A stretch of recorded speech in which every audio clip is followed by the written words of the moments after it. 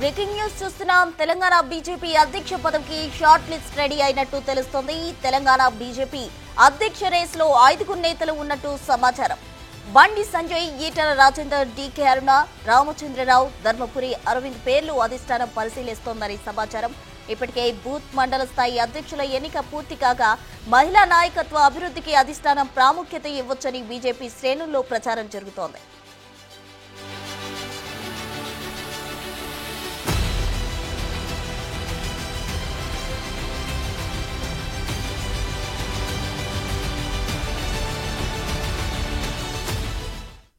Telangana BJP అధ్యక్ష పదవికి short list ready అయినట్లు తెలుస్తుంది. పూర్తి వివరాలు మా ప్రతినిధి వెంకట్ అందిస్తారు. వెంకట్.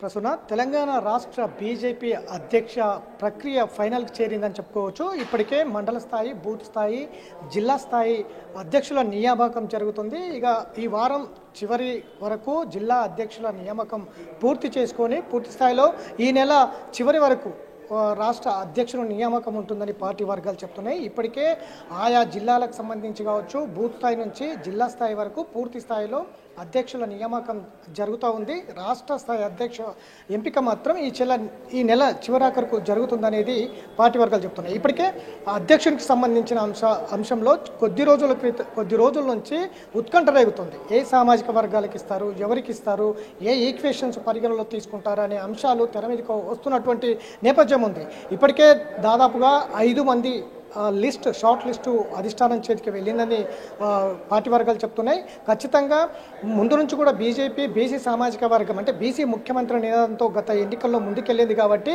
ఈసారి ఖచ్చితంగా బీసీ సామాజిక వర్గానికే అధ్యక్ష పదవి అనేది ఖచ్చితంగా పార్టీ వర్గాలు అంచనా వేస్తున్నాయి. కాబట్టి ఇప్పటికే 5 మంది పేర్లు లిస్టు ఇప్పటికే అధిష్టానం దృష్టికి వెళ్ళింది. అందులో ప్రధానంగా ఈటల రాజేందర్, డీకే అరుణ, ధర్మపురి అరవింద్, బండి సంజయ్, పార్టీ రామచంద్రరావు ఈ 5 పేర్లు అధిష్టానం పరిగణలో తీసుకుంటుందని చెప్పుకోవచ్చు. ఇందులో ఈ 5 మందికి సంబంధించిన అంశంలో మహిళా ఈక్వేషన్స్ కన్నా తీసుకుంటే, ఎందుకంటే ఇప్పటికే 33% రిజర్వేషన్ ఉంది కాబట్టి మహిళా ఈక్వేషన్ తీసుకుంటే డీకే అరుణ ముందు వరుసలో ఉంటారు. ఎందుకంటే ఆంధ్రప్రదేశ్లో పురంధేశ్వరి మంచి ఫలితాలు సాధించింది, మహిళకు రాష్ట్ర ప్రెసిడెంట్ ఆంధ్రప్రదేశ్లో దక్కింది కాబట్టి తెలంగాణకు కూడా మహిళా ప్రెసిడెంట్ ఇస్తే గనక ఏ విధంగా ఉంటుందనేది కూడా పార్టీ అధిష్టానం ఆలోచిస్తున్నటువంటి నేపథ్యం కనిపిస్తూ ఉంది. కాబట్టి మహిళా ఈక్వేషన్స్ కనుక తీసుకుంటే ఖచ్చితంగా డీకే అరుణకే రాష్ట్ర అధ్యక్ష పదవి కట్టబెట్టే అవకాశాలు కనిపిస్తున్నాయి. ఇక బీసీ సామాజిక వర్గానికి ఇట్లా పరిగణలోకి తీసుకుంటే కనుక ఇందులో Etela Rajender, Dharmapuri Arvind, Bandi Sanjay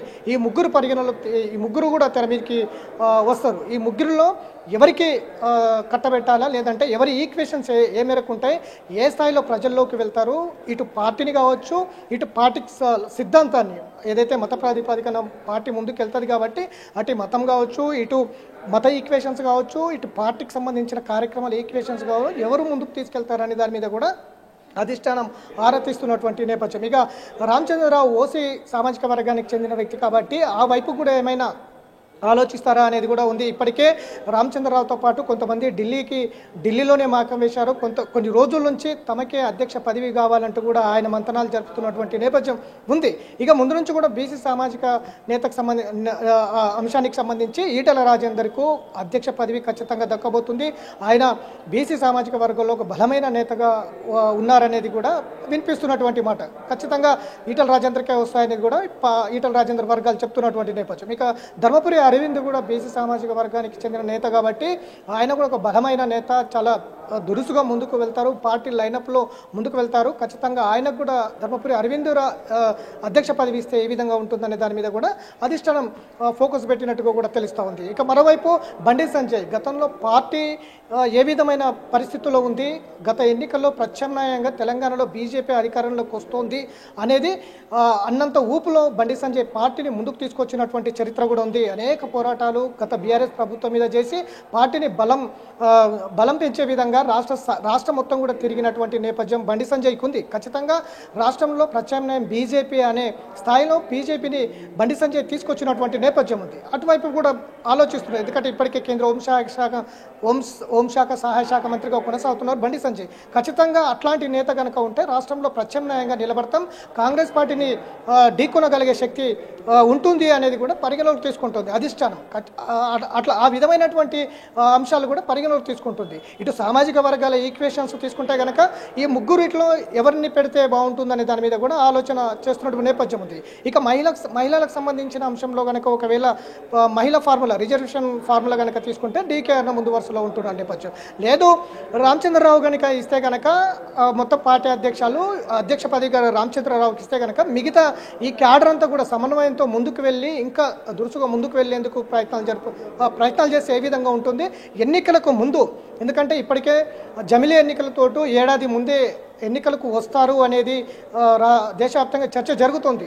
one nation one election పేరు మీద ఇప్పటికే బిల్లు తీసుకొచ్చేందుకు ప్రభుత్వం ప్రయత్నం చేస్తుంది. అదే కనుక జరిగితే ఖచ్చితంగా జమిలీ ఎన్నికలకు ఒక సంవత్సరం ముందే వస్తారు. ఇక మిగిలింది మూడేళ్లు కాబట్టి ఈ మూడేళ్ల పాటు ఒకరిని ఎవరినో ఒకరిని అధ్యక్ష పదవి పెట్టి ఇక మిగతా వాళ్ళందరూ కూడా ఎన్నికల ముందు మరొకరిని అధ్యక్ష పదవి మీద పెట్టి బండి సంజయ్ లేదంటే ధర్మపురియా ఈటలన లేదంటే ఇట్లా ఒక దూకుడుగా ముందుకు వెళ్ళే నేతను ఎలక్షన్ ముందల కనుక పెడితే ఖచ్చితంగా కాంగ్రెస్ పార్టీని ఢీకొనొచ్చు. కాంగ్రెస్ పార్టీ ఇచ్చినటువంటి ఏవైతే హామీలు ఉన్నాయో వాటిని కూడా ప్రజలకు తీసుకెళ్లొచ్చు అనే అంచనాలో కూడా జాతీయ అధిష్టానం ఉంది.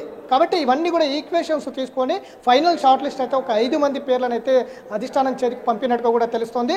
దాని మీద పూర్తి స్థాయిలో ఈక్వేషన్స్ అన్ని చూసుకున్న తర్వాత ఫైనల్ ఒక్కరిని మాత్రం ఎంపిక చేసి సంస్థాగతంగా ఎన్నికలు జరుగుతున్నాయి కాబట్టి ఆ సంస్థాగత ఎన్నికల్లో పోటీ చేసే అవకాశం అయితే కనిపిస్తుంది. ఆ ఒక్క నేత ఎవరు అనేది అయితే సస్పెన్స్గా కొనసాగుతుంది. మహిళా ఈక్వేషన్స్కి ఇస్తారా లేదంటే బీసీ సామాజిక వర్గాల ఈక్వేషన్స్ తీసుకుంటారా లేదంటే ఇంకా ఇటు ఇప్పటికే కొత్త పాత నేతల అంశం కూడా తెర మీద ఉంది కాబట్టి సంఘ్ ఎవరైతే సంఘ్ పరివార్కి సంబంధించిన నేతకి ఇస్తారా అనే దాని మీద ఒక ఉత్కంఠ అయితే కొనసాగుతుంది. మొత్తం మీద ఇప్పటికే బూత్ మండల జిల్లా స్థాయిలో సంస్థాగతంగా ఎన్నికలు నిర్వహించుకుంటుంది. పూర్తి స్థాయిలో అధ్యక్షులకు నియామకమైంది కాబట్టి వచ్చే ఆ స్థానిక సంస్థలు ఆ తర్వాత వచ్చే ఎన్నికలకు కట్టుదిట్టంగా ప్రణాళికబద్ధంగా అధ్యక్షుల ఎంపిక కొనసాగుతుంది. యువతకు మహిళలకు ప్రధానంగా పెద్దపీట వేస్తూ వస్తున్నటువంటి నేపథ్యం ఖచ్చితంగా ఉంది. ఈ ఫైనల్ లిస్టులో 5గురిలో ఎవరిని ఎంపిక చేస్తుంది అధ్యక్ష పదవికి అనేది అయితే ఆసక్తిగా ఉంది అని చెప్పుకోవచ్చు.